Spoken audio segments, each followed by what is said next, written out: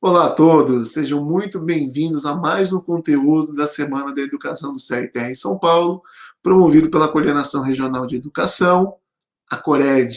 Meu nome é Cláudio Souza, tenho a honra e o prazer de estar presidindo essa honrosa coordenação e estamos aqui hoje para bater um papo sobre os desafios da mulher pós-moderna no setor de radiologia, no diagnóstico por imagem e naturalmente que eu não tenho condições de estar aqui falando sobre esse desafio, mas vou ter aqui a presença de duas ilustres profissionais para poder estar compartilhando conosco um pouquinho da sua trajetória, um pouquinho da sua história de vida e como foi que elas conseguiram aí se destacar dentro do mercado profissional, quais foram as barreiras que elas precisaram transpor para chegar até onde elas chegaram.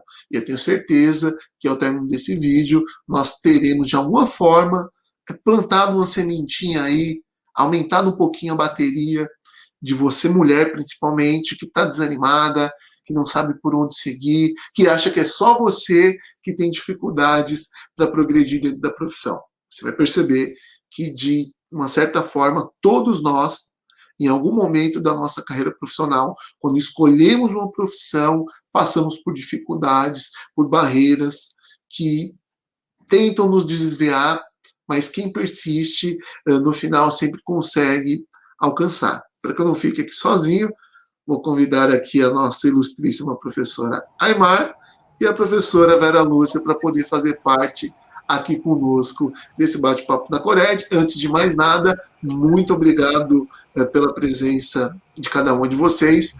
É uma honra para nós poder aqui trazer profissionais como vocês para poder compartilhar um pouquinho conosco. Para a gente começar, gostaria de pedir para a professora Aymar se apresentar e depois, na sequência, a professora Vera Lúcia.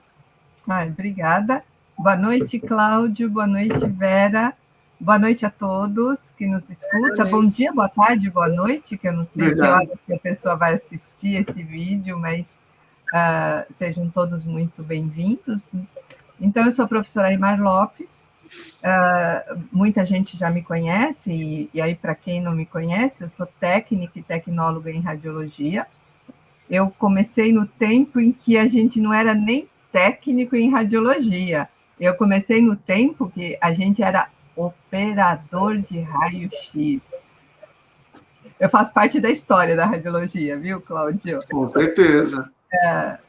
E aí a nossa profissão foi evoluindo, e eu fui evoluindo, e depois fiz tecnólogo, e depois fiz pós-graduação, e estou na área há 42 anos. Estou indo para... Parabéns.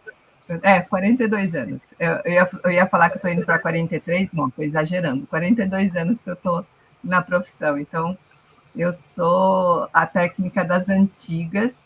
Cláudio, esse detalhe você não sabe, mas eu vou falar aqui, porque acho que esse daqui eu nunca comentei com ninguém, mas as primeiras fichas de inscrição para o CRTR, quando estava formando o CRTR, foi digitada na minha máquina de escrever.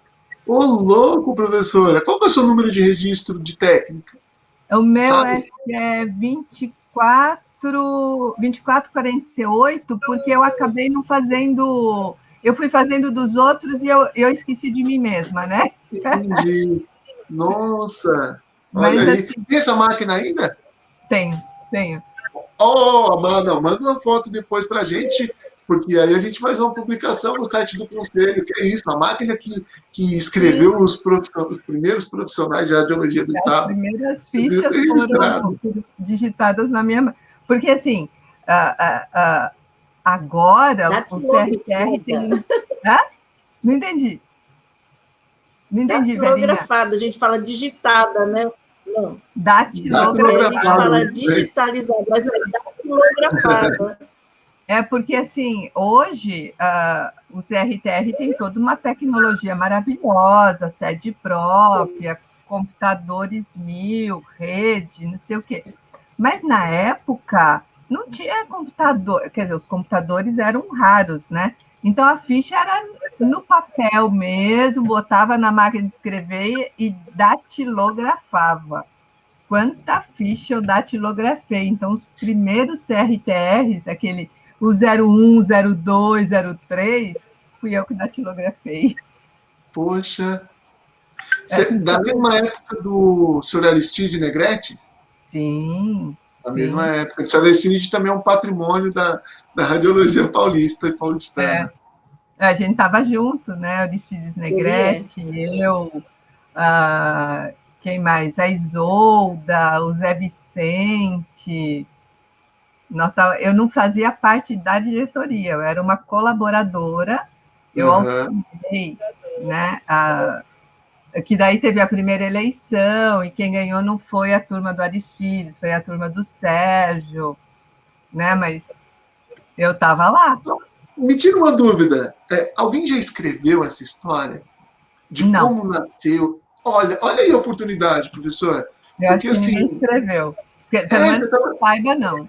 Está trazendo informações aí que eu desconheço. Eu sou um bebê na radiologia, sabe? E assim, olha que rica essas informações. Seria bacana escrever, hein?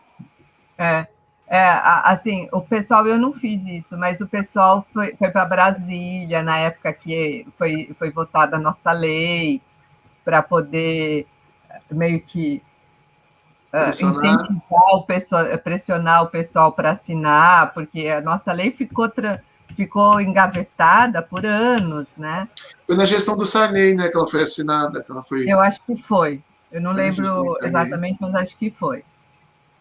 Então, poxa, que bacana. Mas segura aí, não vamos contar tudo agora para o pessoal de uma vez, não. Sim. Enquanto a Verinha se apresenta, eu vou pegar a máquina de escrever, que está aqui fácil. Vai lá, então, professora. Pode ir lá. Enquanto a Verinha fala. Vamos lá, professora Vera. Vamos. Tudo bem? Prazer, né? Tudo Meu bem. nome é Vera Lúcia. Não estou no tempo da Imar, mas eu estou aí, acho que dentro da área, já vai para aí, trabalhando dentro de hospital, com algumas pausas de gravidez. Eu falo que eu tinha 17 anos, eu fui datilógrafa de laudos. Né? Eu comecei datilografando laudo, isso foi em 1984, né? Em 84. Porque em 86 eu já estava fazendo o curso de raio-x. Só tinha 2 escolas, né? Que era o São Camilo e a escola aqui na estação São Joaquim. João Paulo? Que era, eu não consigo lembrar. Não, era a escola... Ai, gente, eu não lembro o nome da escola que eu estudei. Eu não conheço, mas como eu tive muitos professores desses primórdios aí, eu sempre ouvi eles muito falar do João Paulo. Não, o João Paulo veio depois. Veio depois, tá vendo? João Paulo veio depois. Veio depois, bem depois, bem 80. Só tinha essas 2 escolas, que a gente fazia até estágio no Hospital Bandeirantes, que era do lado, e quem foi o meu professor foi o Almir, Paulo Rossi. Então, eles 2 foram meus professores, né? E eu falo para os alunos hoje em dia, vocês têm moleza. Eu aprendi na mesa do professor, não tinha mesa de raio-x para isso, não. Era tudo... Era ali alguma coisa e era assim. Para mim era um desconhecido, mas como eu já trabalhava no hospital datilografando, eu já tinha assim, só vi. Aí eu falo assim para os meus alunos, gente, eu sou do tempo da Mielo na mesa de raio-x comum. Eles nem sabem que é Mielo. E no tempo da CAGE, né? E CAGE, a gente fazia aqui, a gente chamava de CAGE, que fazia contrastado de carótida na mesa de raio-x, com o neurologista, que a gente enfiava 2 agulhinhas aqui com contraste, ó, tinha o book da mesa e o book de lado, né? Enfiava o contraste aqui, já deixava pronto, radiografava o crânio, já botava o raio no horizontal, fazia o perfil, pronto, estava lá. Feito uma CAGE, né? Uma carótida. Eu falava, a pessoa falou, nossa, eu falei assim, não tinha essa coisa, ou essa parafernália toda, mas foram momentos muito bons. Então, falo que foram momentos de muita experiência. E dali eu já fui logo trabalhar em 3 hospitais. Eu falo que eu trabalhei na inauguração do Paulistano, né? Quando ele inaugurou, foi uma das primeiras técnicas que trabalharam lá no Paulistano. E graças ao pessoal que eu trabalhei lá no Einstein, eu fui um pouquinho para o Samaritano também. Então, foi uma vida muito doida, porque são as oportunidades que foram dadas à minha pessoa que não tinha experiência, né? Mas ali você entra com a cara e com a coragem, e eu vejo, sabe o que eu tinha? Tenho, na verdade, mas que eu tinha muito, porque era muito nova. Eu tinha 18 anos. Vontade de aprender, não tinha medo de trabalhar e não me importava de passar a noite. Eu virava noites e noites e noites e noites. E eu não tinha aquele negócio, não, hoje eu não posso, eu estou cansada. Falei, a gente faz umas coisas que hoje eu penso, eu falo assim, nossa, eu tinha um dinamismo, mas eu tinha uma força de vontade, eu gostava do aprender. Eu não falava não, porque eu achava que eu não devia falar não, porque eu não, até hoje eu falo assim, eu não gosto de magoar os amigos, os colegas de trabalho, nem de chateá-los, assim como chatear o aluno. Então eu falava, não, eu vou, pode deixar que eu vou. Não, eu vou. Então eu ia, onde me chamava eu ia, faz isso. Vai para o centro cirúrgico, faz só isso, eu não gosto de centro cirúrgico. Cá entre nós, não é que eu não goste. Eu também. Eu não sou muito... Eu também não gosto. Não pode ter erro, você não pode errar. E a gente era de uma época no centro cirúrgico que a gente entrava com aparelho de raio-x, né? Tinha câmera escura no centro cirúrgico. A gente fazia algumas coisas lá que tinha que fazer um raio-x lá após uma drenagem, né? De muito líquido de pulmão, não podia errar. A gente fazia, quando retirava a vesícula, né? Fazia 3 raio-x injetando contraste ali, não podia errar, não podia ficar nem escuro nem claro. Então, era um mundo de tensão, uma tensão muito grande. Cirurgia ortopédica de horas ali. A gente ficava, às vezes eu dobrava e ficava. Né? Faz um raio-x, aí arruma tudo, faz raio-x, revela. E rezava para ficar boa. Então, era assim, era um momento de tensão. Só que eu não me importava com isso, eu não sei. Dava certo, algumas vezes não. Falou, doutor, não deu muito certo, não sei o quê. Mas, assim, o negócio fluiu muito bem, né? Como flui no dia de hoje? Hoje em dia, eu acho que eu sou mais... A gente envelhece, eu falo envelhece, a gente tem mais idade, a gente fica mais criteriosa, né? Então, a gente eu acho que eu fico muito meio criteriosa, com os pormenores, porque acho que a gente sabe, não que eu sei tudo, eu não sei nada, mas que a gente fica com mais detalhista, né? Algumas coisas. Então, o medo de errar hoje em dia é muito maior, eu acho, daquela época que eu tinha 20 anos, não sei. E vamos lá. Isso daí a neurociência explica, né? Durante o nosso desenvolvimento, ali, né? É a fase da vida, entendeu? É a fase de moldura das personalidades e tudo mais, das camadas de personalidade. Então, a gente, de fato, se arrisca mais, né? Na verdade, a gente busca determinadas situações que numa determinada fase, a gente fala, não, isso aqui eu não preciso disso aqui para mim, não. Né? Então, eu acho lindo ouvir a história de vocês, e para a gente poder dar uma enriquecida aqui mais, pelo que eu percebi, as duas foram estudando e trabalhando, não é isso? Sim. Foi isso, correto, velho? Também teve que ir estudando e trabalhando. Sim. Tá. E qual foi o maior desafio, assim? Eu não gosto de trazer a palavra naquela época, porque fica deselegante, né? Parece que eu tô dizendo que vocês são velhos, vocês são experientes, né? Então a palavra correta... a gente só quase tomou um chá com a Marie Curie, só. Quase tomou o Pierre da Marie Curie, né? Tomamos chá. Mas vamos lá. Como que foi, e aí vocês ficam à vontade para colocar a época, a gente sabe que, né, as mulheres conquistaram muitos espaços dentro da sociedade e o mercado de trabalho é uma conquista maravilhosa, né? E como que foi? Porque as nossas profissionais hoje, assistindo hoje, elas talvez acham que elas tenham dificuldades, né?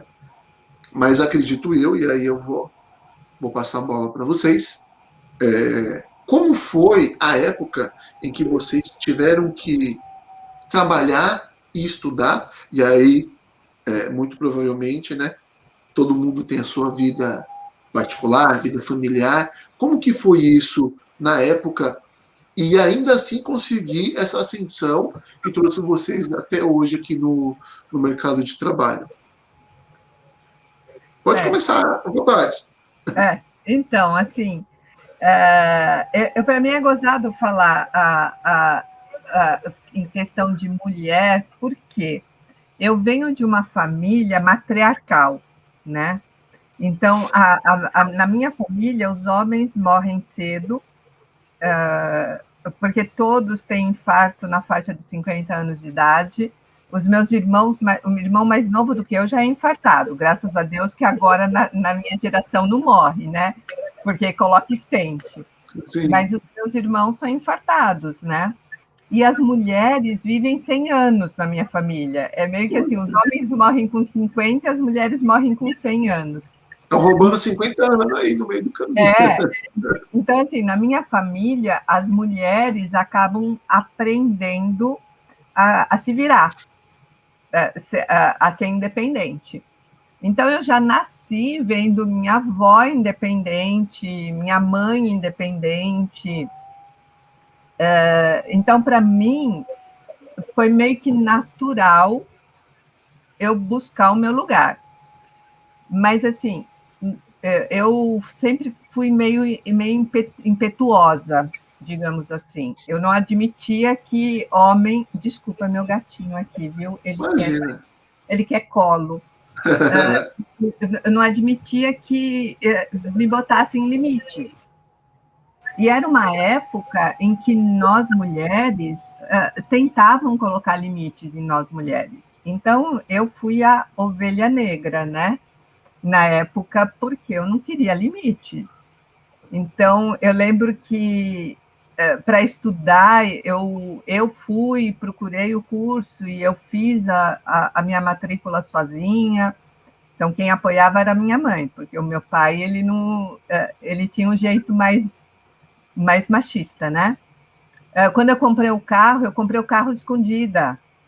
Eu desci a ladeira de casa com o carro buzinando. Meu pai ficou 1 ano sem falar comigo, porque eu comprei um carro sem pedir permissão para comprar um carro. Imagina, eu tinha dinheiro, eu fui e comprei. Para mim era óbvio, né? Tão natural pedir permissão se o dinheiro é meu e eu tenho dinheiro, né? Então, assim, foi assim. E aí no mercado de trabalho também, né? Então, porque os homens achavam que nós mulheres não éramos capazes, né? Então, isso sim, a gente teve, acho que a Verinha passou por isso também, a gente teve que, enquanto o homem dava um passo, eu tinha que dar 2, porque a gente tinha que se garantir, se autoafirmar e mostrar que a gente era muito competente, para a gente conseguir se colocar. Ainda mais em profissões que, mesmo no nosso mercado, na nossa área, tem alguns segmentos que, teoricamente, é para mulher, como mamografia, densitometria óssea, e outros segmentos que não são exclusivos, teoricamente, para mulher, então se considera um espaço mais para homem. E a gente ainda teve que viver um problema, que a Verinha também viveu isso, de o estigma da maternidade. Por quê? A mulher, quando engravida, é afastada das suas funções durante os 9 meses, depois mais 4 meses. Então, quer dizer, fica 1 ano afastada. Então, a gente tinha um estigma, então ninguém contratava mulher para fazer raio-x, que na época era só raio-x, né? Depois que veio a tomografia, depois veio a ressonância, eu fui assistindo a chegada das coisas e fui absorvendo esses conhecimentos. Então, eles não relutavam para colocar a mulher nessas posições por conta da maternidade. E aí, quando eu fiquei grávida, e eu fiquei grávida no susto, não foi uma gravidez planejada, né? E eu era concursada na época na Escola Paulista de Medicina, então eles não podiam me mandar embora, porque eu era concursada. Vai fazer o que com aquela criatura grávida? Aí eu consegui mostrar, olha só, aquela história de um limão se faz uma limonada, porque a ideia era me colocar num canto, porque o estigma da maternidade, né? E aí eu comecei a fazer câmera clara das radiografias, porque na época era processadora, filme, tinha que olhar no negatoscópio se o filme estava bom, se não estava. E eu comecei a ficar o meu plantão inteiro lá na saída da processadora, que eram 2 processadoras, né? Então, o pessoal só ficava na sala fazendo exame, e eu comecei a ficar ali. Aí eles saíam da sala, deixavam os cassetes ali para identificar, então eu identificava, eu colocava no pasta-chassis para ser revelado pelo câmera escura. Aí eu pegava o filme, eu fazia o controle de qualidade do filme, estava bom, eu já despachava para o médico, não estava bom, eu voltava para o técnico, cortou tal coisa, precisa melhorar isso, precisa melhorar aquilo. Hoje, essa função já é, assim, hoje é natural. A mulher fica grávida, vai fazer câmera clara. Então, hoje, com o raio-x digital CR, vai lá processar a imagem no CR, vai lá enviar exame para o PACS, né? Vai lá fazer layout de impressão. Só que eu comecei a fazer isso com a câmera clara lá há 32 anos atrás, né? Foi precursora, né, professora? Precursora disso daí. Mas a gente teve um grande estigma, então a gente tinha que dar 2 passos para cada passo do homem para a gente poder se garantir ali na frente. Então a gente está sempre à frente, sempre estudando muito para a gente garantir o nosso lugar através do conhecimento, nunca através de briga. Eu, graças a Deus, eu nunca precisei brigar para estar nos lugares, mas era através de conhecimento, mostrando que eu era capaz. Então, nessa linha do tempo aí, trabalhando, aí apareceu a maternidade, já era formada técnica, aí teve filho, depois tecnólogo, como é que foi isso? Eu era técnica na época, porque eu primeiro comecei como técnica de raio-x, porque, assim, detalhe, né? Quando eu fiz o curso de técnico em 78, a maioria das pessoas não eram nascidas nessa época, então eu fiz o curso de técnico em 78. Nessa época, era assim, quem tinha o colegial saía com certificado de técnico de raio-x. E quem tinha o ginásio, que hoje é o 1º grau, quem tinha o ginásio saía com certificado de operador de raio-x. E ainda tinha a pessoa o prático, que a gente lá no comecinho do CRTR, a gente chamava de prático. O que era o prático? Aquela pessoa que não fez curso, que chegava lá no colega, você me ensina isso? E ficava lá junto com o colega, aprendia a fazer e pronto. Eu mesmo tenho um amigo que ele começou como prático. Aí, quando a nossa profissão foi regulamentada, precisou acabar com os práticos. Todo mundo tinha que ter certificado. Aí, no CRTR, teve acho que chama PRAP. PRAP, Teve o PRAP, que daí quem era prático, tinha que fazer uma prova para provar o conhecimento, para daí poder ser credenciado. Então, eu comecei como técnica de raio-x, aí quando a nossa profissão foi reconhecida, virei técnica em radiologia, e aí depois, já nos anos 2000, tem pouco tempo que eu fiz tecnólogo, eu me formei em 2016, que eu me formei tecnólogo. Aí eu fiz tecnólogo. Por quê? Por que eu fiz tecnólogo? Eu juro que eu relutei bastante para fazer tecnólogo. Não porque eu tenho coisa contra o tecnólogo, de forma alguma. Eu relutei porque quando começaram a surgir os cursos de tecnólogo, eu já tinha livro escrito. Aí eu ficava pensando na minha cabeça assim, meu Deus, como é que eu vou sentar numa sala de aula com um colega, professor, dando aula para mim? Eu pensava no constrangimento que eu ia causar para o colega professor. Eu sei ficar dando aula para mim, e às vezes usar até o meu livro como referência.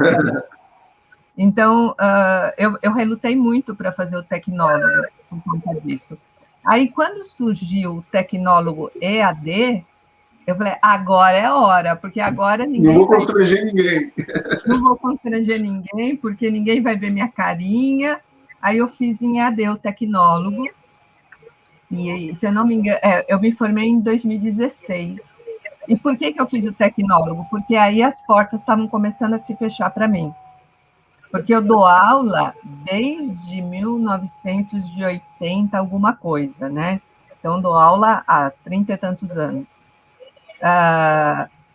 Só que, conforme foi passando o tempo, as exigências por certificação foi aumentando. Então, eu percebi que eu comecei a perder oportunidade de emprego, de dar aula. Então, eu fui rejeitada em alguns processos seletivos para dar aula, porque eu não tinha o certificado de tecnólogo. Mesmo com conhecimento, indo bem em prova, tudo, como eu não tinha o certificado de tecnólogo, eu não era contratada para dar aula. Eu falei, então, cria vergonha na cara, vai fazer o tecnólogo. Aí eu não tinha o EAD, aí eu fui fazer tecnólogo em EAD. Então, é coisa recente. E aí, assim que eu terminei o tecnólogo, a Secretaria de Ensino começou a exigir pós-graduação em docência para poder dar aula. Aí eu terminei o tecnólogo e já emendei uma pós-graduação em docência para poder continuar dando aula, senão não ia poder continuar.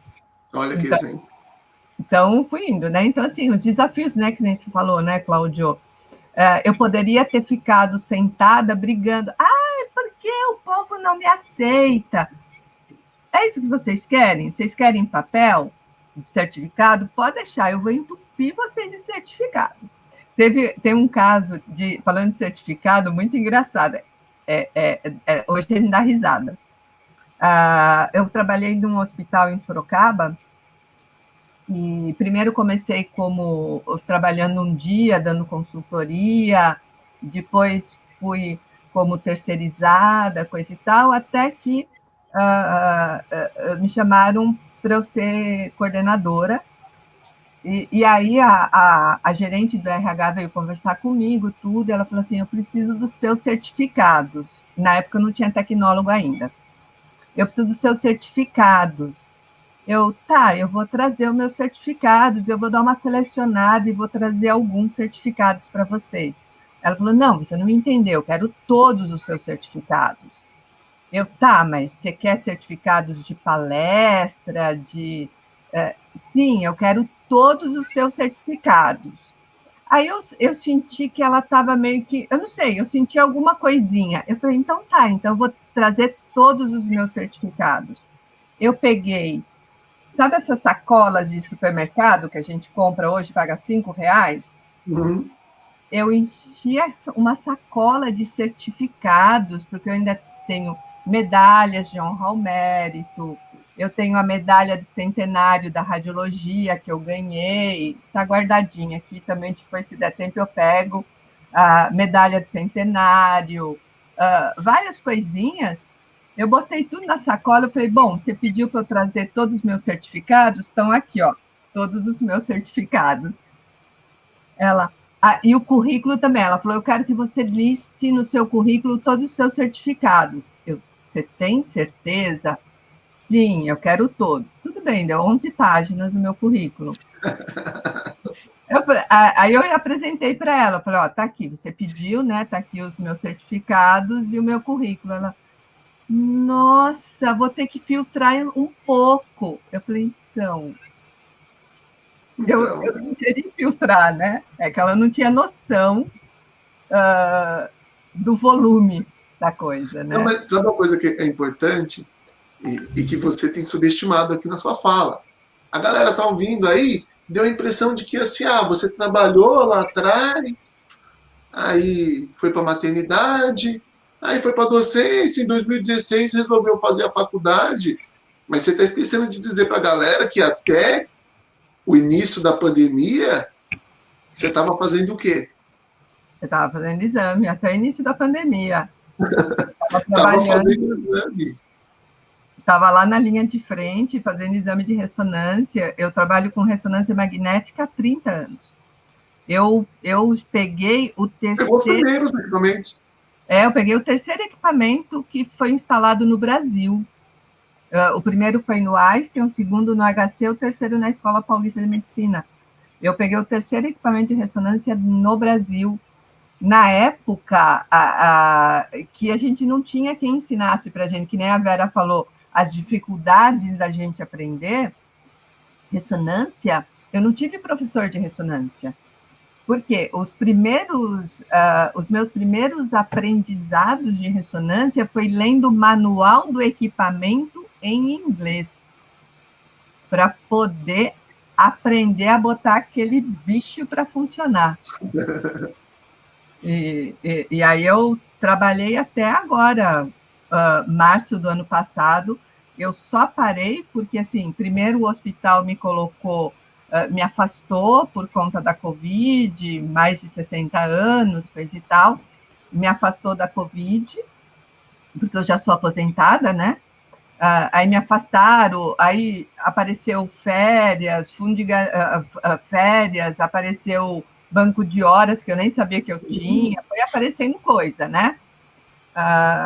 Até que em junho não tinha mais nada para me deixar afastada, e aí eu teria que voltar. Só que daí os meus colegas todos pegaram Covid, teve colega que foi para UTI, teve colega que o marido faleceu porque pegou Covid no hospital, levou para o marido. Então, assim, teve muito sofrimento lá no hospital, porque no começo, hoje algumas coisas já estão bem estabelecidas, né? O uso de máscara, coisa e tal. No começo era assim, você só podia usar máscara na frente do paciente com Covid. Os outros não podiam usar máscara, porque não podia criar medo entre os pacientes, hospital particular, né? Só que, assim, muitas pessoas, até chegar a confirmação do diagnóstico, está lá com o Covid passando, né? Então, muitos colegas pegaram. Aí eu optei em pedir demissão e sair do hospital. Depois de 20 anos trabalhando no hospital, eu resolvi sair. Poxa, que história. Eu tenho uma perguntinha depois que eu acho que vai ajudar a dar um combustível para a galera. Vera, conta um pouquinho para a gente aí dessa sua trajetória, Antes da como é que Verinha, foi. deixa eu A mostrar. máquina. A máquina aí, gente. A Olivete. Não, uma Olivete. Essa é a máquina que fez os primeiros cadastros de profissionais de radiologia do estado de São Paulo. Exatamente, nessa máquina. Poxa, tem que ir para o museu, tem que fazer um museu com a Vamos radiologia de fazer São um Paulo. museu com a. Essa foi essa máquina. As primeiras fichas, os primeiros cadastros foi digitado nessa máquina aí. Muito bom. Então, Conta pra gente aí, Vera. Eu lembro que quando eu entrei, que foi até no São Camilo para trabalhar na recepção. Na verdade, eu tirei minha carteira de trabalho com 13 anos, né? Naquela época eu podia. E aí eu falei com meu pai, eu preciso disso. Ele falou, espera eu receber, agora eu não posso. Eu falei, arrumar emprego. Ele falou, tá bom, pode arrumar, arrumei. Não no São Camilo, mas eu arrumei em fábrica de bolsa. Aí depois eu fui para uma loja. Aí com 17 anos já, minha amiga falou assim, vai ter uma vaga no São Camilo de recepção, você não quer ir? Eu falei, eu vou. Fui, um mundo que eu não conhecia e eu gostei. Fui trabalhar no raio-x. E aí o pessoal muito receptivo, e aí mostrou as salas. Quando eu vi o equipamento de raio-x, lá fazia muito contrastado, eu me encantei. Eu falei, nossa, é isso que eu quero. É isso que eu quero. Ele falou, faz o curso. Já é a Escola Bandeirantes que chamava. Ele falou, nós vamos fazer, porque tinha 2 lá que não tinham curso técnico ainda. Era 85, 84, né? Eu falei assim, eu estou fazendo colegial ainda, mas eu vou. Até deixei meio de lado e fui. E gostei. Tinha física, muita física, eu não gostava de física, mas lá eu gostava da física. Aí conheci o Almir, conheci o Paulo Rossi, e aí eu falei assim, brincando um dia para o Paulo Rossi, que ele trabalhava no Einstein, eu falei assim, olha, eu já aprendi, já me ensinaram raio-x de tórax, se precisar eu já sei. Ele falou, tá bom. Eu falei, aprendi lá na sala de aula que botava aqui, né, e fazia. Eu falei, mas eu já sei. Ele falou, tá bom. E naquela época a gente tinha estágio de enfermagem até, ainda ia começar o estágio de enfermagem.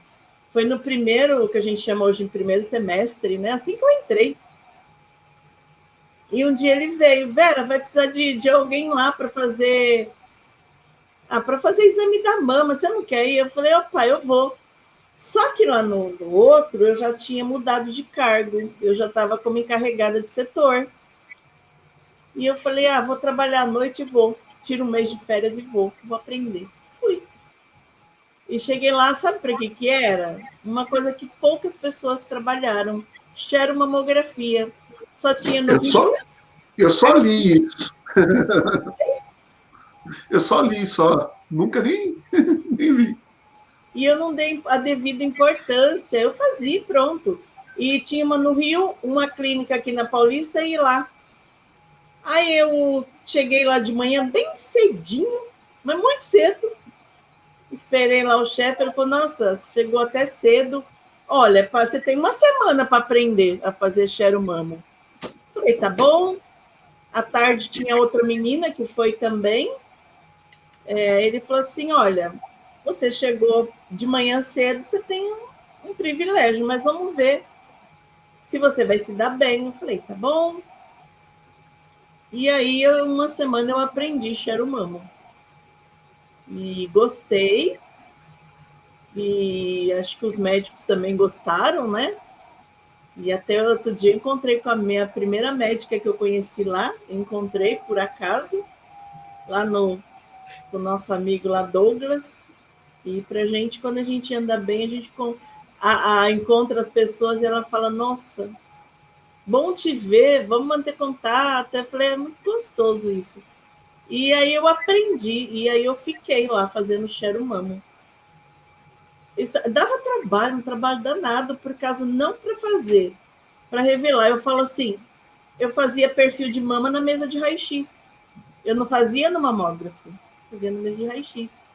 E me ensinava, eu fazia, me ensinava, eu fazia. Eu falei, eu aprendi tudo assim. Olha, é assim que você faz, que a menina tinha uma semana, porque ela ia embora em uma semana, então tinha uma semana. Na segunda, eu já ia assumir a xeromamo. Falei, tá, eu faço. E fazia artista, lá ia muita artista fazer xeromamo, tinha pessoas internacionais, mas eu tinha um grupo de médico muito maravilhoso, eu falo. Que eu chegava nele e falava assim, eles são americanos. Você fala isso para ele, pronto. Sempre assim, moment. Fazia o exame, o médico ia lá e naquela época era meia hora para fazer um exame e o radiologista sempre entrava na sala. A gente não fazia exame lá e dispensava o paciente, não, o radiologista ia. E às vezes falava assim, eu quero falar com o médico, só um momento. Ele entrava na sala, discutia com o paciente, se tinha que repetir, porque a xeromama dava muito artefato, por conta da revelação, que era aquele pozinho azul. Como dava artefato? E a gente tinha que repetir, o paciente tirava. Então, eu chamava, só um minutinho, o hemômetro, né? Chamava o médico e ele conversava, falava por que ia repetir o exame. E quando o paciente ficava muito nervoso, mesmo sendo brasileiro, ele ia lá explicar e confortar o paciente, porque gerava muito artefato. E nisso foi. 2 anos, aí depois eu fiquei grávida, também no susto. Mas nisso, os meninos foram inaugurando outro hospital, o médico chegava e falava, Verinha, vamos para outro hospital? Eu falei, eu não sei nada. Ele falava, eu também não, vamos junto, vamos embora. Fazia contrastado, fazia os raios-x, e tive que aprender na lata. Aí tinha uns médicos lá que falavam assim, não, você vai comigo, ó, você vai fazer o exame comigo, que tinha um que eu fazia só uretocisto pediátrico com ele, o outro eu já fazia pneumopaco com ele. Então, era assim, ele escolhia a gente, né? Ó, você fica comigo. Ah, beleza. Só que, para mim, eu não tenho recordações de maus momentos. Eu não tenho. Eu tenho uma recordação que eu levei uma bronca do meu chefe, e eu sempre abaixei a cabeça e falava, desculpa, não vai acontecer mais. Para mim era aprendizado. Tinha coisas que eu fazia que eu nem sabia, né? E às vezes eu tinha aquela...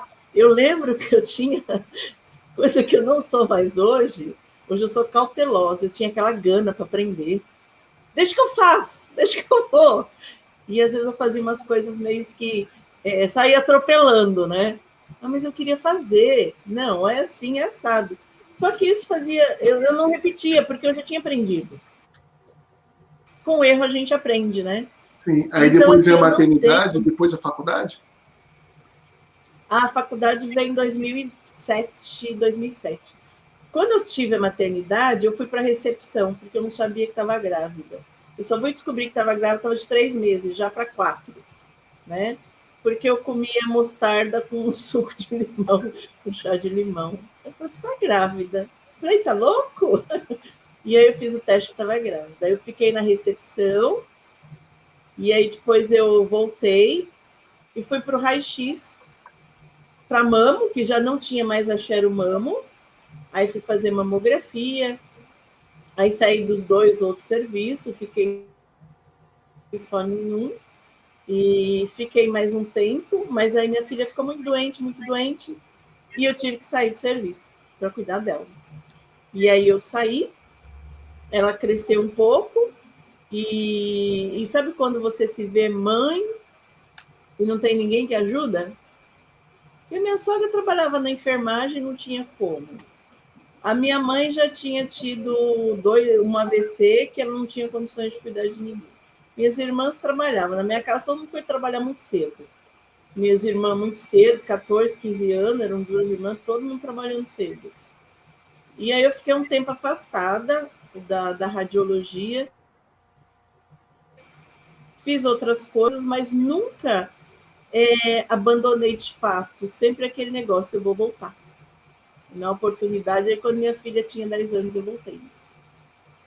Voltei para trabalhar como gestora. Fiquei por 7 anos trabalhando em Interlagos como gestora, no ambulatório de Interlagos. Aí lá eu tinha que fazer... tinha todo um serviço grande até, mas eu coordenava ultrassom, raio-x, densitometria, mamografia, laudo, recepção, tudo. Outro aprendizado assim maravilhoso, onde o setor tinha que andar. E gestão, para mim, é assim, eu tinha que estar em todo lugar ao mesmo tempo. Eu falava assim para eles, eu sou a última a chegar e a última a sair. Vocês chegam cedo, vocês têm horário, 7 horas da manhã está aí. Mas eu chego às 9, vocês vão embora às 5, eu vou embora às 7, 8, 9, porque eu tinha que deixar tudo em ordem, né? Mas era assim, estava muito cheio no raio-x, o que você quer que eu faça? Porque era um técnico só. Ah, você pode ir olhando as imagens, dispensando, porque tinha câmera escura. Ah, então vou pegando o paciente, já vou trocando, já vou ajeitando, vou te ajudando para diminuir fluxo. Ia para mama. O que precisa? Quando estava muito cheio, precisa disso. Ultrassom, quando tinha muito paciente, o que eu faço? Tinha o médico, tinha auxiliar de sala, o que dá para agilizar? Para não se ter muito tumulto, reclamação, o que eu não gosto, e era um serviço público. Até um dia uma médica falou assim para nós, por que vocês atendem o paciente como se estivesse num serviço particular? Porque eu falei para ela que não tem diferença se é particular, se é SUS. Aqui todo mundo, né? Todo mundo são pessoas. E pessoas têm o mesmo jeito de chamar, não importa onde. Né? Isso já é uma postura minha que eu aprendi muito no primeiro serviço que eu fui trabalhar. Então, era assim, chamar o paciente, senhor e senhora, nome completo, o paciente sempre à sua frente, e ele entra primeiro na sala, você entra depois, atrás dele. Não chamar o paciente fica que nem doido, onde me chamou, eu tenho paura disso. Então, essa postura foi adotada, aonde eu vou, não que eu adote, é o costume, é o hábito. Se eu te convidar para minha casa, eu vou abrir a porta e vou falar, pode entrar, e eu entro atrás de você. Você é meu convidado. Então, meu paciente é o meu convidado a entrar na sala para fazer o exame dele. Então, a gente tem que atender o paciente dessa forma, né? E sempre com um sorriso. Então, isso eu prezava muito com o pessoal que trabalhava com a minha equipe. Eu falei, tá de cara feia? Vai lá tomar um café. O paciente não tem obrigação de ver sua cara feia, não. Tá? E isso, o negócio ia e fluía de uma forma que não tinha, eu vou dizer assim, tinha tumulto, mas não tinha bagunça, nem cara feia. E a satisfação era sempre dada. Eu acho que a satisfação é primordial. Está atrasado? Vai demorar? Satisfação, gente. Precisa. A história de vocês eu adoro ficar ouvindo história assim, porque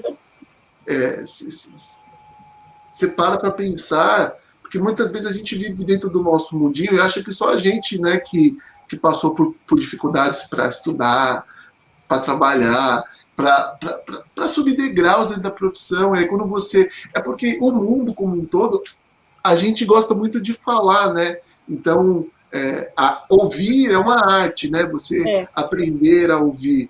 E quando você para ouvir duas histórias assim tão bonitas como a de vocês, duas mulheres que venceram aí tempos extremamente machistas, muito machista. A gente tem muito machismo hoje ainda, infelizmente, mas nada comparado, né, com o que vocês conseguiram romper ali e tudo mais.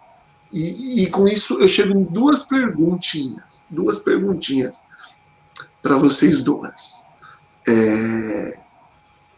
O que mantém vocês ainda na atividade? Porque, veja, estão aqui com duas professoras, né, com uma história já escrita, uma linda história, por sinal, parabéns às duas. E ainda assim estão aí. A Vera não falou, Vera ainda está na atividade fora docência? Vou complementar. Ixi, tem história ainda. Eu vou resumir para você o finalzinho. Ó. Então, assim, lá naquela gestão, o que eu vi? Vontade de estudar. Eu falei, eu quero voltar para a radiologia, mas eu quero fazer porque eu tinha dado baixa no técnico, né? E aí eu fui fazer a faculdade. Falei, vou direto para a faculdade. Eu entrei em 2007, me formei em 2009. No mês que eu me formei, eu perdi o emprego de gestão. E aí, o que aconteceu? Me convidaram para trabalhar com mamo em outro lugar. Então, eu tinha acabado de me formar. E no lugar que eu fui trabalhar com mamo, até brincaram comigo e falaram assim, tem uma escola aqui que precisa de professor para dar aula. Você não quer ir? Eu falei, mas eu acabei agora. Falei, não, você dá aula. Me apresentaram, aí eu agradeço a diretora de lá. Ela falou, cheguei lá, falou, você vai dar anatomia para enfermagem, que anatomia você pode. Você vai dar aula de posicionamento, que você sabe. Falei, nossa, vai dar aula de... E não tinha nada, eu me vi quando eu me formei, porque lá não tinha sala de raio-x. Até improvisei com caixa de papelão, botei uma luz aqui para fazer o raio central, fiz uma cruz, e esse era o raio central. E aí ela falou assim, só que você vai fazer uma coisa, você não vai fazer pós de nada de raio-x agora, você vai fazer docência. Aqui está a escola, vai começar tal dia o curso e você vai, todo sábado. Eu ia falar não para ela? Eu falei sim. Fui fazer, fiz 1 ano de gestão, todo sábado lá, estudava, lia, ia. E também, quando eu estava fazendo tecnólogo, eu fiz o primeiro, 2º ano, no terceiro eu emendei a radioterapia 1 ano também, de sábado. E aí, quando eu terminei a faculdade, eu já tinha terminado a radioterapia, terminei a docência, aliás, o curso tecnólogo, e emendei com a docência. Então, eu fiquei 5 anos estudando direto, assim, retão. E aí, sim, eu falei assim, agora eu já posso dar aula. E de lá vieram os convites para a escola que eu estou há 10 anos já, em Franco da Rocha, estou há 10 anos já no Instituto Simas, e hoje em dia eu atuo com mamografia num lugar muito gostoso, muito maravilhoso, que eu espero nunca sair, que é a Casa de Atenção à Saúde, de Atenção à Saúde da Mulher, em Mariporã. Lá eu faço mamografia, já tem 4 anos. Antes eu estava no La Casa, lá eu fazia mamografia e raio-x também. E é uma casa só de mulher. E é mulher para tudo quanto é canto naquele lugar. Mas os médicos, mas lá tem gestação de alto risco, faz mamografia, a gente dá atenção para as mulheres que têm alterações na mama, e ultrassom, papa, e é um lugar maravilhoso, é um lugar que eu amo. Então lá eu aprendo muito também com as mulheres, e aí veio também a vontade de aprender ressonância, né, Imar? Fiz pós em ressonância, em tomo. Foi professora dela. Hoje eu estou, sabe, fazendo o quê? Eu não fico sem estudar, sem aprender. Eu falo, não é para atuar, é para aprender. Eu estou fazendo industrial, que eu estou apaixonada. Apaixonada por industrial. E aí eu vou estudando e dando aula e não paro. Eu falo que eu não paro. Aí, nesse tempo, minha filha já cresceu, minha filha já tem 30 anos, eu já estou separada, já tem 10 anos, e minha paixão é estudar. Estudar e me dedicar aos meus alunos e aos meus pacientes. E aos meus amigos também, né? Então, isso para mim, eu falo, você passa por dificuldades na sua vida, atropelos, né? Mas eu não deixo com que, às vezes que eu fiquei sem serviço, que eu ficasse num canto chorando. Não, eu ergui a manga. Separou? Vamos erguer, não vai passar fome, vamos trabalhar. Perdeu o emprego? Vamos embora, bater na porta e ir com muita humildade. Eu acho que é isso. Eu falo assim, não é que eu não sou humilde, eu falo assim, você tem seu jeito, mas eu acho que a gente tem que aprender nessa vida, Cláudia, a ser humilde ao ponto de falar assim, olha, eu sei dar aula, mas eu estou sem aula, você não quer ver para mim? Olha, você vai dar tal matéria, eu não sei, me ensina. Então, acho que a gente precisa baixar a cabeça e falar assim, olha, eu não sei, mas eu estou aqui à disposição. E abraçar as coisas que vêm e agradecer. Eu sou grata aos meus alunos, eu sou grata aos meus pacientes, eu sou grata aos amigos, eu sou grata aos professores. Eu falo assim, às vezes o meu paciente fala, olha, obrigada. Eu falo, obrigada a você, porque se não tem você, eu não tenho paciente, eu não tenho dinheiro. Eu agradeço aos meus alunos, eles vão embora, eu fico igual mãe na porta. Tchau, obrigado por hoje. Se não tem aluno, eu não ensino, não é verdade? Então, assim, a vida é uma troca, e eu gosto muito dessa troca, o tempo todo, o tempo inteiro. Então, eu sou muito grata, eu agradeço todos os dias a todos, né? E agradeço a Deus primeiramente, mas a todos os dias. Agradeço a você por estar aqui, e por você ter me chamado, eu que agradeço. Pela imagem. Então, eu falo que isso traz grandes frutos para a gente. Quando a gente agradece, quando a gente, por mínimo que seja. Eu falo que o mínimo sempre é grandioso, porque começa assim, né, pequenininho. A pior parte do ser humano é a ingratidão, né? Então, a melhor parte tem que ser o ser grato tem que ser a gratidão, né? A gratidão. Para gente poder caminhar para o fim, vou para as duas perguntinhas que eu tenho para vocês, tá? Duas perguntas bem simples. Tudo que vocês narraram aqui para mim, vamos apagar.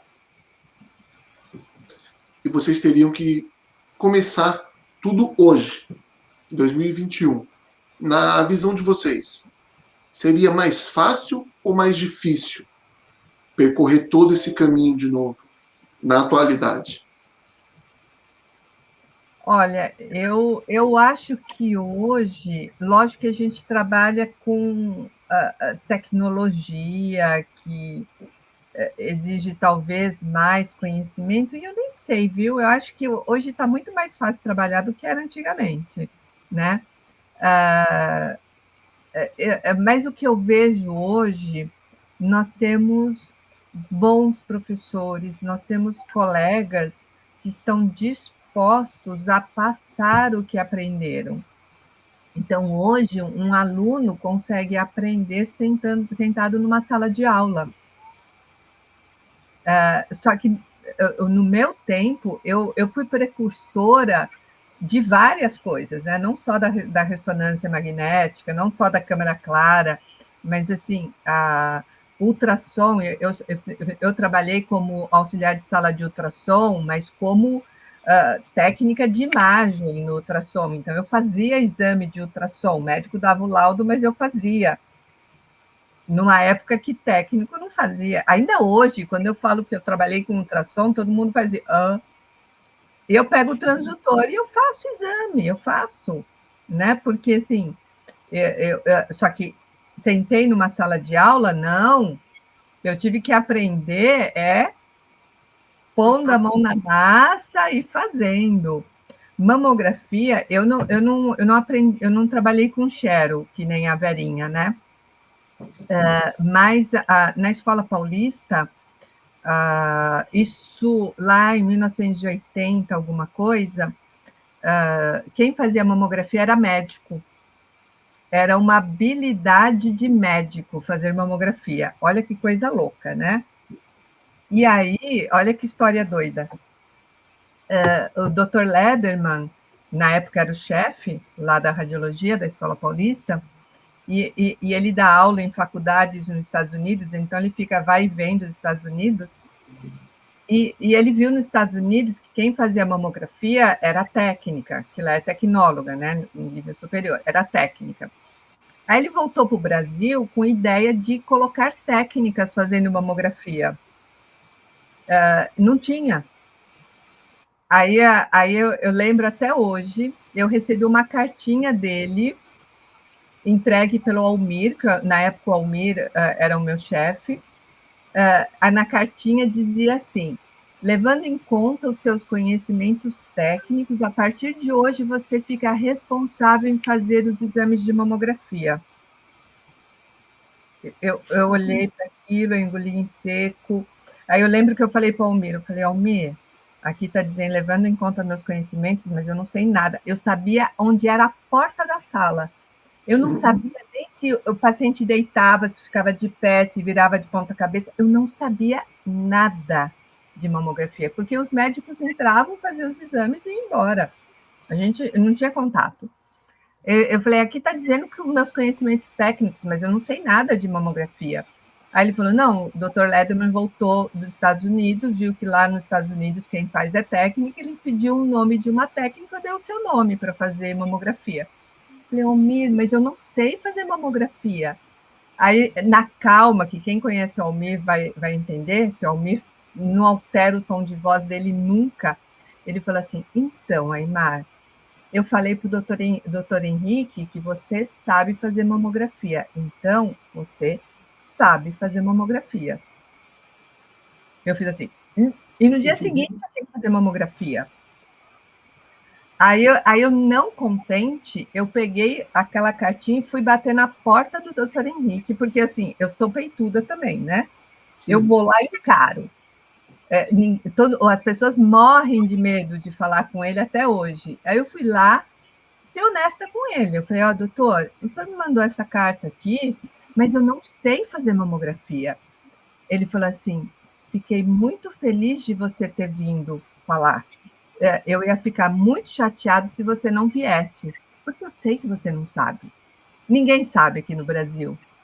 Então, você vai aprender. Eu, tá bom, doutor, vou aprender. Aí ele liberou a biblioteca dos médicos para mim, que só médico e residente tinha acesso à biblioteca. Ele me liberou a biblioteca, porque não tinha literatura em português na época, era tudo em inglês. E ele me autorizou a frequentar a sala de laudos, que também técnico naquela época não podia entrar na sala de laudos, né? Então, eu podia acompanhar o médico a laudar mamografia. Então, o que eu fazia? Cumpria o meu plantão de manhã, fazendo os exames, e à tarde, ou eu ia para a biblioteca estudar, ou ficava acompanhando o médico laudando o exame de mamografia. E aí ele ia laudando e ia comentando comigo, porque na época, esse era um conceito que veio da Xero, porque a Xero fazia perfil de mama, e não médio lateral oblíqua. E aí, conversando com o médico falou, nossa, porque a gente fazia 3 incidências, né? A gente fazia a crânio-caudal, a gente fazia o perfil e fazia a incidência axilar, a gente fazia 3 incidências. Aí o médico falou, nossa, seria bom se tivesse uma incidência que pegasse axila e mama. Aí no dia seguinte, lá ia eu nas minhas pacientes, né? Virava o aparelho daqui, virava dali. Vocês têm uma ideia, o aparelho era tão antiga, faz tanto tempo, que não tinha book. Os cassetes eu prendia com fita crepe, porque não tinha lugar para colocar o cassete do filme. Você tem uma ideia, prendia com fita crepe. Aí eu virava o aparelho daqui, virava o aparelho de lá, aí fazia, voltava à tarde para o médico, e aí, doutor, mas não sei o quê. Aí eu sei que daí eu consegui fazer um posicionamento que eu conseguia pegar a axila e a mama na mesma projeção.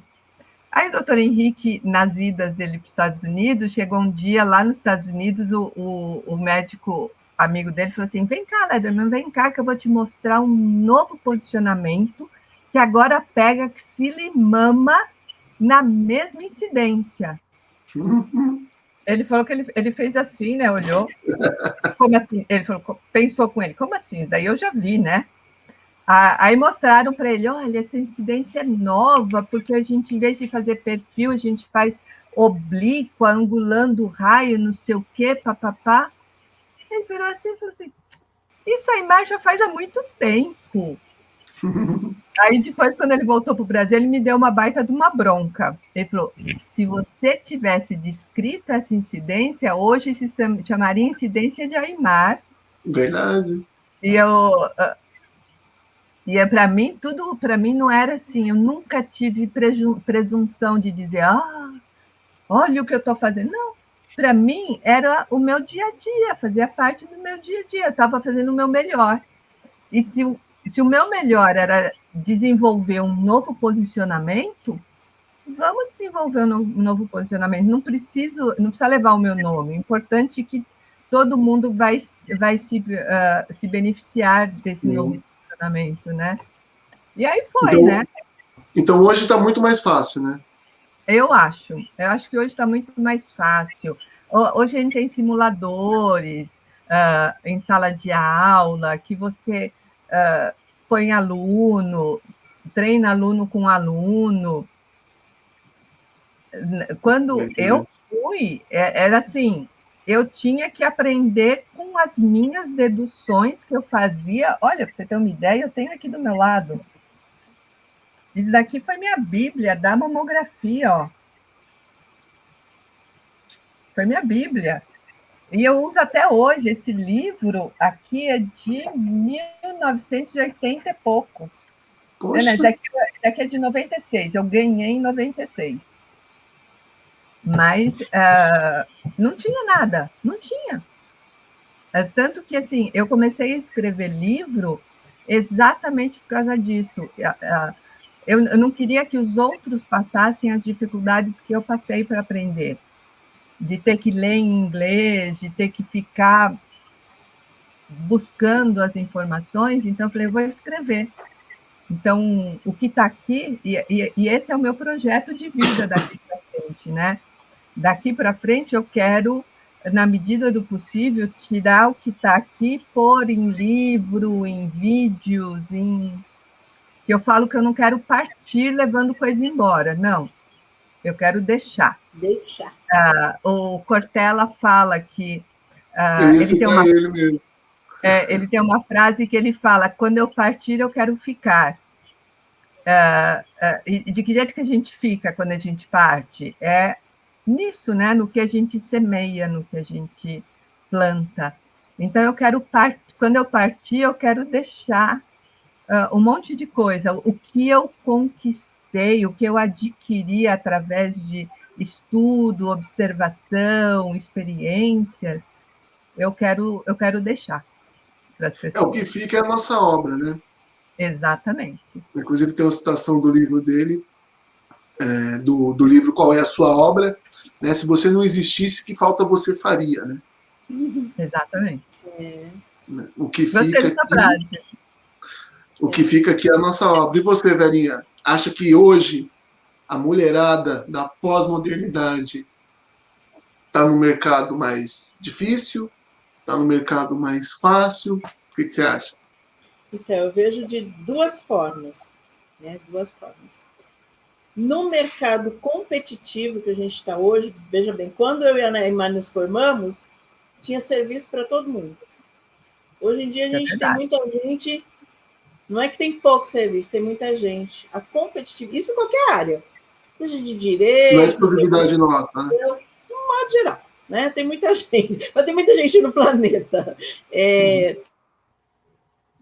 Eu falo que é o mundo, eu vejo de duas formas, assim. Primeiro, quando a gente fala em competitividade, tem muita gente no mercado de trabalho. Isso tem. Ainda mais depois que se abriu a graduação, a gente se formando técnico, se formando tecnólogo. Mas eu falo assim, primeira coisa, quando você vai atrás de uma profissão, você vai por amor. Tem os seus interesses? Tem. Mas não aqueles interesses de facilidade, porque hoje em dia, naquela época eu podia até falar, vou fazer o curso, nunca pensei assim, mas faz o curso de raio-x porque trabalha 4 horas, porque ganha bem. Eu fui porque eu vi, eu gostei, eu falei, é isso que eu quero, tanto que eu não sei fazer outra coisa, né? Para mim, eu não me vejo em outra coisa, não sei. E uma outra coisa também, hoje em dia, tem muita facilidade assim, a tecnologia está muito avançada, embora que seja tudo em computador, a tecnologia está aí, tem sala de aula à disposição, tem material didático à disposição, tem vídeo, tem isso, tem aquilo, e muitas vezes parece que as pessoas encontram mais dificuldade. Eu sou de uma época que não tinha nada, nem livro tinha um caderno, só. Né, Verinha? Eu tenho a impressão que as pessoas querem aprender assim, por osmose, né? Como se entrasse na cabeça sem fazer esforço. A gente fala para aluno ler um texto, o aluno acha assim, como assim? É você que tem que me ensinar, não eu ler. Né? Você não sente isso também, Verinha? Sinto. Então, parece que as próprias pessoas criam dificuldades no aprendizado. Eu falei, eu sou de uma época que eu tinha que me esforçar para aprender, porque falavam uma vez. Olha, dava aula ali, pronto, acabou, e eu tinha que ficar... Sabe quando você ficava dormindo, assim, deitado, fechando o olho, e falava assim, é assim que faz, assim, é assim que é desse jeito, e você fazia todo um desenho na cabeça. Sabe aquela menina lá, o Gambito da Rainha? Vocês assistiram o Gambito da Rainha? Sim. Lembra que ela olha para o teto e fica lá fazendo as jogadas de xadrez e ela olha... Ela toma uma droguinha, né? Não é à toa, mas isso daí é uma deficiência da atualidade mesmo. Não é à toa que hoje já tem segmentos da educação que é a educação do imaginário, né? Porque hoje as crianças crescem sem ter esse estímulo. Sem ter esse estímulo. E eu lembro que eu fazia posicionamento, quando eu ia, eu fechava o olho, às vezes no ônibus, e eu ficava imaginando, é assim que fez. Nossa, quando eu ia para o centro cirúrgico e via lá o cara posicionando, eu falei assim, me chamar, eu já sei como é. Aí eu ficava assim, né? Eu pego o aparelho, eu ligo o aparelho, Era muito engraçado quando eu ia para o centro cirúrgico e pegava como é que se fala? O arco. Naquela época eu já trabalhava com arco. Só que ele era gigante. O pessoal só via um negócio andando no corredor e parecia que não tinha ninguém. Eu era muito pequena, eu sou muito pequena, né? Então era muito engraçado o pessoal tirando sarro da minha cara. Porque o negócio chegava e falava, cadê a técnica? Eu falava, tô aqui, né? Aí eu surgia, assim, porque eu sou pequenininha. E era engraçado. E assim, eu vejo que hoje a gente ensina muito mama, dou aula de posicionamento e fico. Eu falei, nossa, e me mostraram uma vez e eu tive que me virar, mas, pô, eu quero essa estrutura.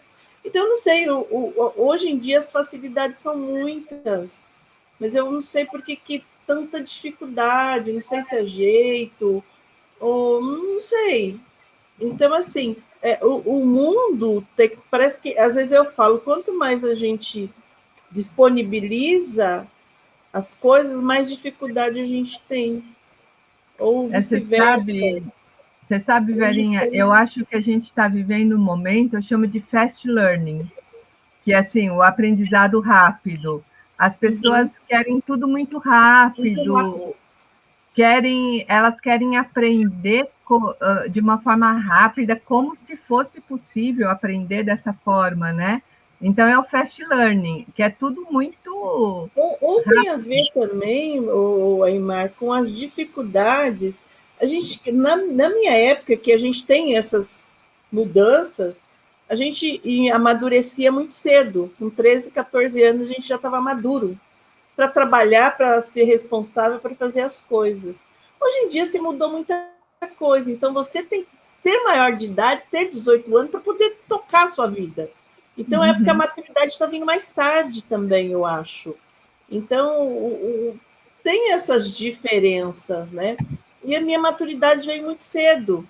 Aí o pessoal fala assim, às vezes eu brinco o negócio, ei, não teve infância? Eu falei assim, eu tive infância, mas não tive tempo para brincar. Hoje em dia eu tenho idade e eu vou ter tempo para brincar. Então, brinco agora, né, com algumas coisas. Então, tem essas dificuldades. As facilidades são muitas hoje em dia. Mas a concorrência é muito grande, né? Tem um ditado árabe que talvez explique. Talvez explique isso. Tem um ditado árabe que talvez explique isso que a gente está vendo aqui. Que diz que tempos difíceis fazem homens fortes. Exatamente. Homens fortes fazem tempos fáceis. Tempos fáceis fazem homens fracos. Então, vocês vieram de tempos difíceis, onde tinha, né, que vamos para cima, né? Começava a trabalhar cedo e tudo mais, foi o que você colocou. Hoje estão querendo estender a adolescência para 30 anos. Que absurdo, né? Entendeu? Estão querendo estender a adolescência daqui a pouco para 30 anos de idade. E aí, quando é que as coisas vão mudar? Quando nós, de fato, entrarmos em tempos difíceis. Né? Nós estamos em tempos, como foi muito boa a conclusão das duas, de que hoje, e eu concordo plenamente, hoje as coisas são absurdamente mais acessíveis, tá? Muito mais acessível. Antes você ia para a escola, eu uso muito a palavra escola, você ia para a instituição de ensino, o professor ensinava, e era aquilo ali. Aprende. Hoje, o professor ensina, você tem a revisão por vídeo, você tem o professor para te mandar um áudio pelo WhatsApp, você tem inúmeras possibilidades, né? Põe a Aimar para falar de ressonância. Se eu não estiver gostando do jeito que a Aimar está falando, eu procuro outra pessoa falando de ressonância. Põe a Vera para falar de mamo. Não estou gostando do jeito que a Vera fala. Procura outra pessoa para falar de mamo. E olha aí a dificuldade de mão de obra que nós temos. Né? Vocês colocaram muito bem. Antigamente havia mais oportunidades. Hoje nós temos mais candidatos. Não quer dizer que nós temos mais pessoas qualificadas também. Que é outra. Exatamente. Porque hoje a gente tem esse grande problema. É muita gente procurando emprego e eu vejo as pessoas falando assim, eu preciso trabalhar. Mas o que eu falo para os nossos alunos não é assim, ninguém vai te contratar porque você precisa trabalhar. vão te contratar se você trouxer um valor agregado para a instituição. Porque se você não tiver nada de bom para dar para a instituição, para que eles vão te contratar? Não é caridade, emprego, Exatamente. né? Então, assim, tem muita gente procurando emprego, mas, infelizmente, pouca gente qualificada para trabalhar. Determinada função, né? Não tem. Mas Muito parece que não. A galera não enxerga isso. Quando eu vejo, às vezes, as pessoas se queixando, eu vou fazer até o desafio aqui para vocês. Me traga uma pessoa que faz tome ressonância e está desempregada. Mas que faça, não é que fez uma pós, não é que fez um curso, não. Eu quero uma quem senta pessoa no que aparelho saiba vai. trabalhar. Tá todo Me mundo traga essa empregado. pessoa. Ó, tá aqui, Cláudio, fulano aqui, ele trabalha com tomo e trabalha com ressonância. Jogou na mão dele, ele anda. E ele está desempregado. Eu não conheço essa pessoa. Exatamente, também não. Pelo contrário. E eu sou Tá com exemplo 2 vivo. Eu sou exemplo vivo. Assim, toda vez que eu precisava sair de algum emprego por algum motivo, eu tinha que negociar muito para conseguir sair do emprego. Porque as pessoas tentavam, né, de tudo quanto é jeito, me segurar. Ó, quer ver o exemplo? Foi fácil a sua demissão, Aymar? Agora, recente? Eu demorei, março, abril, eu demorei 3 meses para conseguir minha demissão. Olha, gente, ela demorou 3 meses para conseguir a demissão que ela queria. Peraí, cadê a mão de obra no mercado? Pode ter certeza que se estavam tentando ali persuadir ela de alguma forma, é por conta da competência dela. E outro, digo mais, por experiência própria, pela dificuldade de repor essa mão de obra. Profissional, exato. É uma dificuldade. E quando eu saí, eu indiquei o nome de um colega para assumir o meu horário, o meu plantão. Sabe quanto tempo eu demorei treinando esse colega? 2 meses. 2 anos. Não acredito. 2 anos. Ele ficou assim, começou estagiando, aí depois foi pegando, cobrindo uma folga, cobrindo umas férias. Aí, quando ele se via em apuro, ligava, Aymar, como é que eu faço isso? Como é que eu faço aquilo? Tanto que depois que eu saí, ele ainda me ligou várias vezes, Aymar, como é que eu faço isso? Como é que eu faço aquilo? Ele ficou 2 anos para poder assumir, quer dizer, para poder não, assim, para assumir a minha vaga, ele demorou 2 anos. Para você poder sair. Preparando, né? E aí, assim, eu saí quando eu sabia que tinha alguém que pudesse dar continuidade. Lógico, tinha outros colegas tão competentes quanto eu, tinha lá o Odejaime, que, nossa, arrasa na ressonância, mas sim, ele tinha o horário dele, né? E no meu horário, quem que ia assumir? Olha, só esse tema já daria um outro bate-papo maravilhoso. Mas para a gente poder caminhar para o fim, pessoal, me digam aqui as duas. O que move vocês até hoje? O que trouxe vocês com esse, sabe, com esse... Aymar acabou de falar aqui, ó, se demitiu aí no começo da pandemia, ela parou lá atrás e tal, e está pensando aqui em escrever, tá lecionando na graduação, técnico e pós-graduação, tá aqui a Vera também, a mesma coisa. Gente, o que move vocês durante essas décadas? Olha, eu acho que só tem uma palavra, é o amor. É o amor pelo que a gente faz. Porque, assim, quando você ama o que você faz bem feito. Com todas as diversidades, com todas as dificuldades, você faz bem feito. Então, assim, a minha dica é: nunca trabalhe pensando no salário do final do mês. Se você trabalha pelo salário no final do mês, é lógico que a gente precisa do salário no final do mês, porque a gente precisa se manter, né? Precisa fazer supermercado, pagar as contas. Mas se o que te move é o salário do final do mês, sai fora, procura outra coisa para fazer. Não fica aqui. O que nos move aqui, e eu falo por mim, eu tenho certeza que a Vera também, o que nos move é o amor da nossa profissão. O salário no final do mês é assim, é o bônus que a gente tem. Mas assim, você fazer um exame e você olhar para aquele exame e você ver que você conseguiu colocar o diagnóstico naquele exame, conseguiu, às vezes, salvar uma vida com aquele. Nossa! O salário no final do mês é o bônus para a gente. Então, é o amor que nos move, com certeza. Com certeza. Né, Verinha? Concorda, Vera?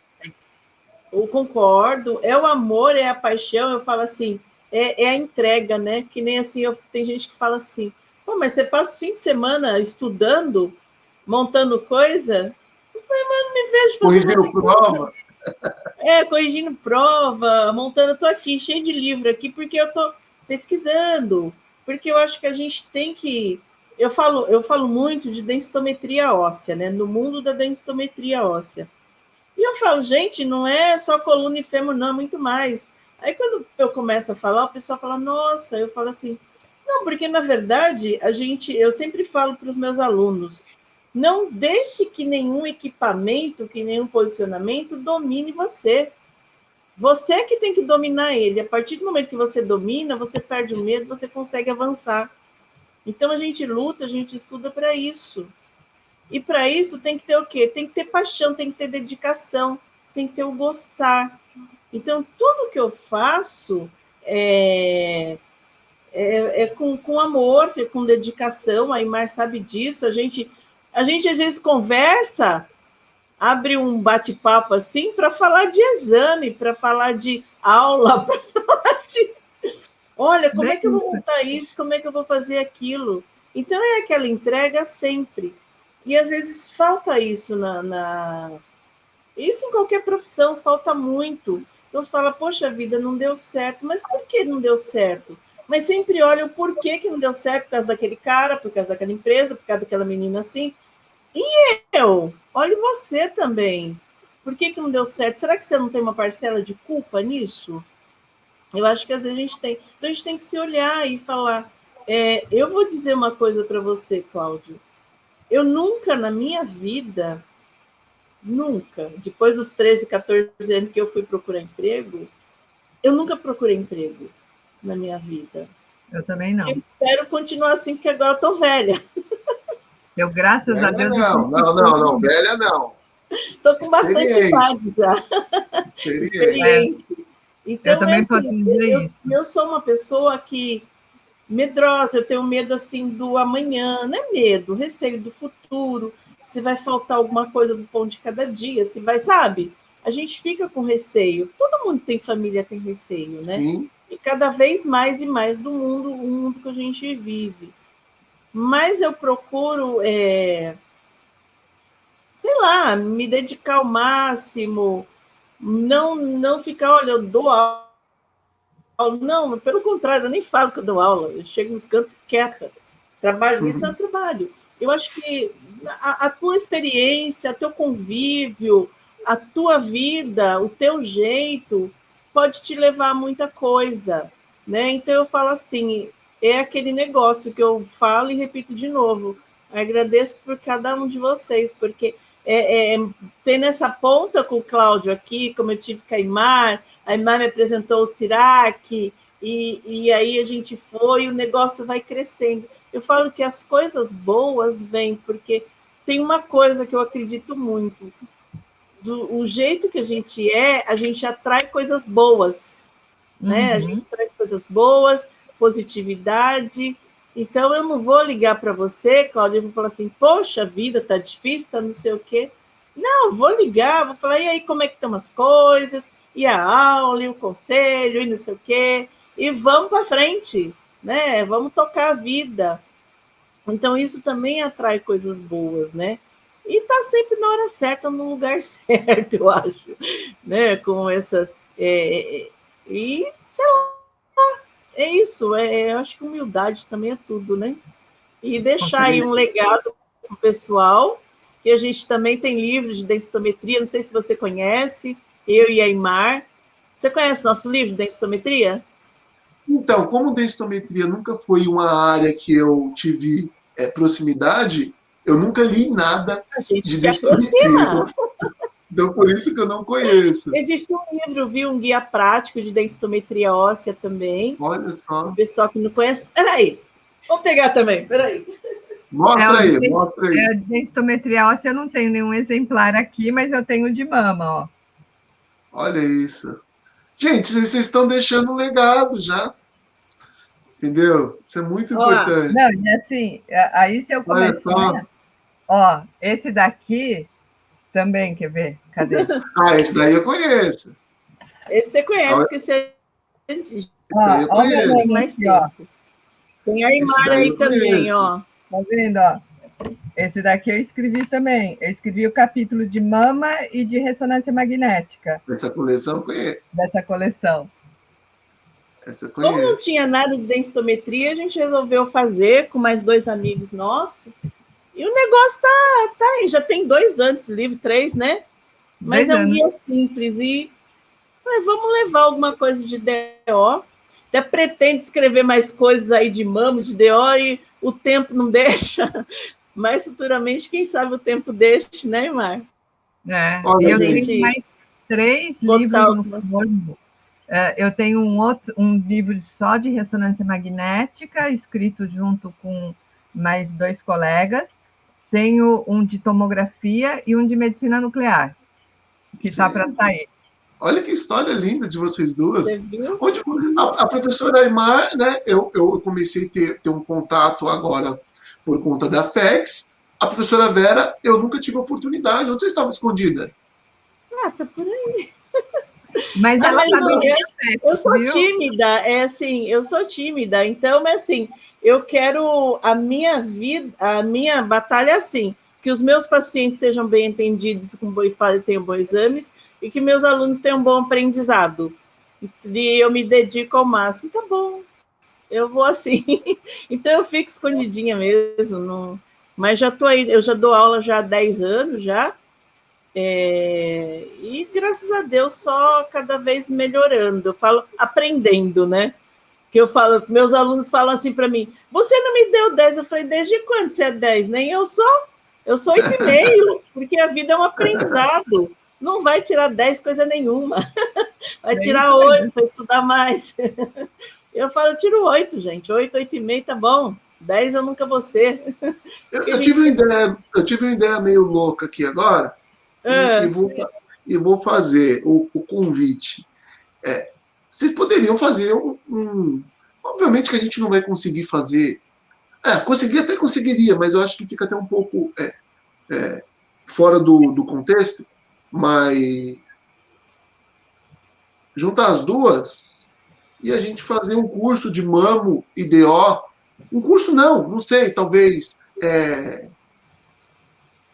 Trazer para o público uma perspectiva, uma visão do que é o mercado de mamo, do que é o mercado de DO, técnicas novas, não sei. Eu fico um pouco sem saber colocar as palavras, porque de fato o mamo e DO não é algo que faz parte da minha rotina, né, dentro da radiologia. Mas aí a gente pode estar fazendo isso em 2 sábados. O que vocês acham? Pode. Eu acho que sim. Aceita o convite? Com certeza. Aceitar, a gente aceita. Agora vamos ver se vai ter sábado livre. Não, daí a gente vai depois. Uma coisa por vez. Mas assim, não, de verdade. De verdade. Então, a gente pode, eu fico à sua disposição. Eu e a Aymar. A gente pode programar para o Outubro Rosa? O que vocês acham? Legal, o Outubro Rosa é legal. A gente pode programar para o Outubro Rosa. Outubro Rosa, sim. Fazer umas brincadeiras aí, tem uns trabalhos. Então estamos com tempo para programar, hein? Vamos programar para o Outubro Rosa, então. Legal. Tá feito o convite. Vou carinhosamente, porque depois desse bate-papo todo aqui, eu já me senti íntimo de vocês. Vamos chamá-las de meninas. Meninas, muito obrigado, de verdade, por esse bate-papo, por compartilhar aqui conosco essas experiências de vocês. E aí fica a reflexão para você, menina que está do outro lado da tela. que está começando agora e está desanimada. Olha aqui, se esse bate-papo todo não for inspirador para você, você precisa sentar aí e rever se de fato é para a radiologia que você está. Entendeu? Desânimo, dificuldade, a gente sempre vai ter. Mas em algum momento a gente se inspira, levanta a cabeça e segue em frente. E eu, de verdade, vejo que esse momento aqui que nós tivemos com essas duas excelentes profissionais é uma bomba de ânimo, né? Vieram de um momento muito mais difícil do que o que nós estamos vivendo aqui hoje. Venceram, e eu não ouvi na fala de nenhuma das duas a hora que elas vão parar. Eu não ouvi. Eu não ouvi. Eu não vou parar. Eu não ouvi na fala das duas a hora que elas vão resolver parar. Porque elas estão apaixonadas aí pela radiologia. É todo vapor. Desde que começaram. É o que a gente sabe fazer. E você sabe que um outro grande segredo é você não ter medo dos desafios, né? Porque a nossa profissão, o mundo, de um modo geral, ele está evoluindo, mudando a cada dia que passa, está mudando tanto, e a gente não pode ficar estagnado. Minha avó falava uma frase: se você para, vem o outro e passa à frente. Então, a gente não pode ficar estagnado. E eu falo de mim, eu sou exemplo vivo. Eu revelava filme no tanque e punha no varal de roupa para secar. E hoje eu falo de ressonância magnética, de técnicas especiais, de evolução de inteligência artificial, auxiliando o laudo. Gente, se eu tivesse tido medo dos desafios, eu estaria muito tempo parada. Então, a gente não pode ter medo dos desafios. Dá medo? Vai com a perninha tremendo, que nem a velhinha falou, e eu também. Quantas vezes eu fui com a perna tremendo? Nossa! Mas a gente vai. Mas eu ia.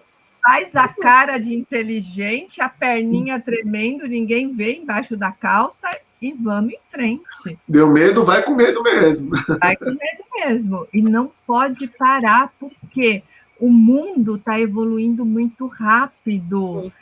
Se você achar que você já aprendeu tudo, você vai estagnar e o outro vai passar na frente. Não pare nunca, nunca. Se você para, você morre. É igual bicicleta, né? Ou você morre para a vida, ou você morre dentro de você. E você vira um zumbi no mundo, né? Que é aquelas pessoas que parece que não faz nada na vida, né? Você não pode parar, não pode parar. Se você parar, você morre. É como uma plantinha que não é regada, é como uma bicicleta que não é usada, que enferruja. Não pode parar. Eu vou aproveitar o gancho dessa fala da professora Aymar, que me fez lembrar de uma citação de Mário Quintana, belíssima, para a gente poder concluir esse nosso maravilhoso bate-papo aqui e fechar com chave de ouro. Né? Como a professora Aymar estava colocando, né? A gente não pode parar, porque se para, morre, né? E isso é um desastre, né? E Mário Quintana tem uma citação dele, que ele diz que desastre não é quando um homem morre. Desastre é aquilo que morre dentro de um homem enquanto ele ainda está vivo. Exatamente. É muito profundo essa citação. Então, assim, gente, não deixe esse desastre acontecer, continue se movimentando, usem o exemplo da bicicleta. Já viu uma bicicleta parada de pé? Ela não fica. Ela tem que estar em movimento. Então, sigam em movimento. Muito obrigado por vocês terem ficado até aqui esse momento conosco. Se você ficou, é porque de alguma forma esse conteúdo fez sentido para você. Então, dá aquela curtida, dá aquela compartilhada, manda para aquela amiga que está desanimada, que acha que só ela passa por dificuldade na vida, que só ela tem os seus percalços no meio do caminho. E ela vai descobrir que o mundo ele não facilita para ninguém, não é exclusividade dela, mas que com muita persistência, com muita força de vontade, a gente consegue alcançar os nossos desejos, todos os nossos anseios e realizar os nossos sonhos. Tá? Meninas, mais uma vez, muito obrigado. Vou cobrá-las aí até outubro para a gente organizar esse outubro rosa, viu? Vamos se organizar aí, vamos ver. Vamos sim. E obrigado pela disponibilidade de vocês, viu? Eu que agradeço, prazer. E mais Até uma mais, vez, Juraimar. Abraços, beijo para vocês. Tchau, tchau. Beijo a todos. Tchau. Tchau, obrigada, viu? Tchau, obrigada obrigada pelo convite, obrigada a todos, obrigada pela Tchau, tchau. parceria, Verinha. Tchau.